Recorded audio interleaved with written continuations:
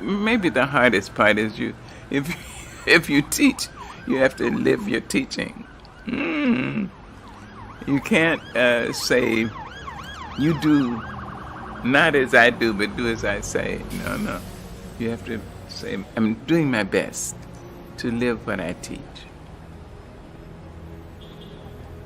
I have a painting by Phoebe of a group that she calls Sister Suki's Funeral. And all the women, there are about 9 women, and they all look like women in my grandmother's prayer meeting group. So whenever I'm obliged to do something, I take that painting and I look at that painting. There's an empty chair. And I think, now what would Grandma do? What would she say? I can almost hear her voice say, now, sister, you know what's right. Just do right.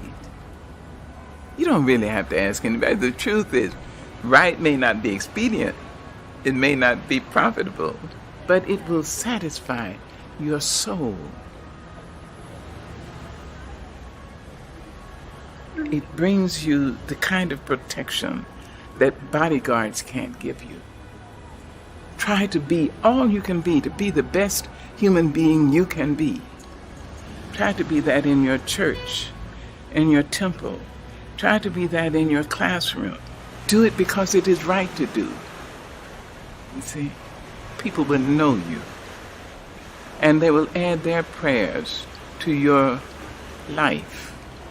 They'll wish you well. I think if your name is mentioned and people say, oh, hell, oh, damn, I think you're doing something wrong. But if your name is mentioned and people say, oh, she's so sweet, he's so nice, oh, I love, oh, God bless her. There you are. So try to live your life in a way that you will not regret years of useless virtue and inertia and timidity. Take up the battle. Take it up. It's yours. This is your life. This is your world. I'll be leaving it long before you under the ordinary set of circumstances.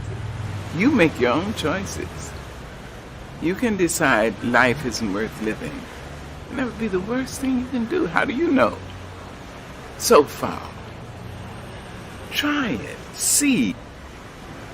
So pick it up. Pick up the battle and make it a better world. Just where you are. Yes. And it can be better, and it must be better. But it is up to us. When you see them on the freeway hitching rides, with their dogs and their guitars by their sides, you need to ask, what's all the lying and the dying and the beating and the cheating all about? Take time out. When you see him with the band around his head and an army surplus bunk that makes his bed, you need to ask, what's all the bleeding and the needing, the lying and the spying all about? Take time out. Take a minute, feel some sorrow for the folks who thought tomorrow was a place that they could call up on the phone. Take a month and show some kindness for the folks who thought that blindness was an illness that affected eyes alone. When you see her walking barefoot in the rain, and you know she's tripping on a one-way train, you need to ask, what's all the selling and the yelling, the beating and the cheating all about? Take time out. Oh, you can sell your soul for money, then run off to the country for your cookouts and your parties on the lawns. While our children seek sedation in Eastern meditation or visions that go shooting up their arms.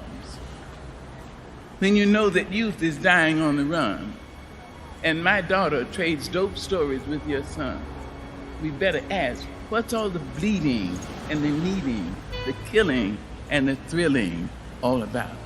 We better take time out and accept the fact that I am a rainbow in somebody's cloud, and I thank you.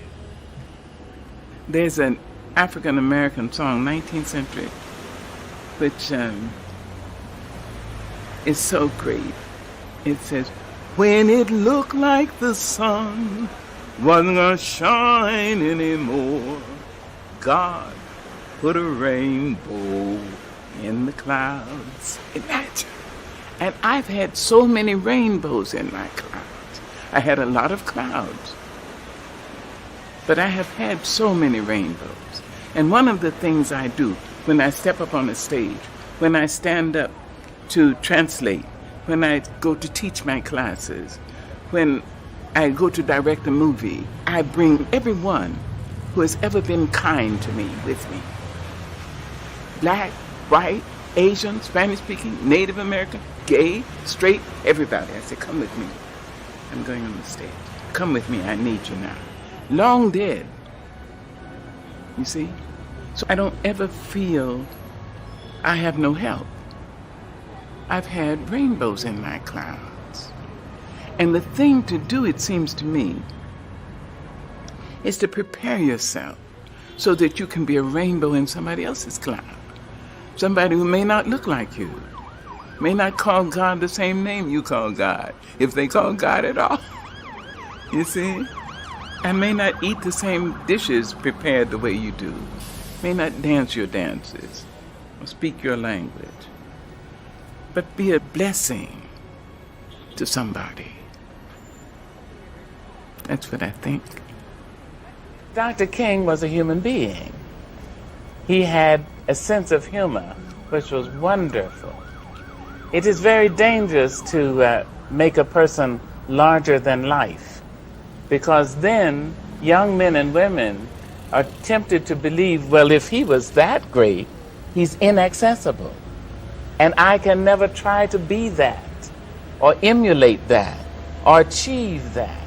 The truth is, Martin Luther King was a human being with a brilliant mind, a powerful heart, and insight, and courage, and also with a sense of humor.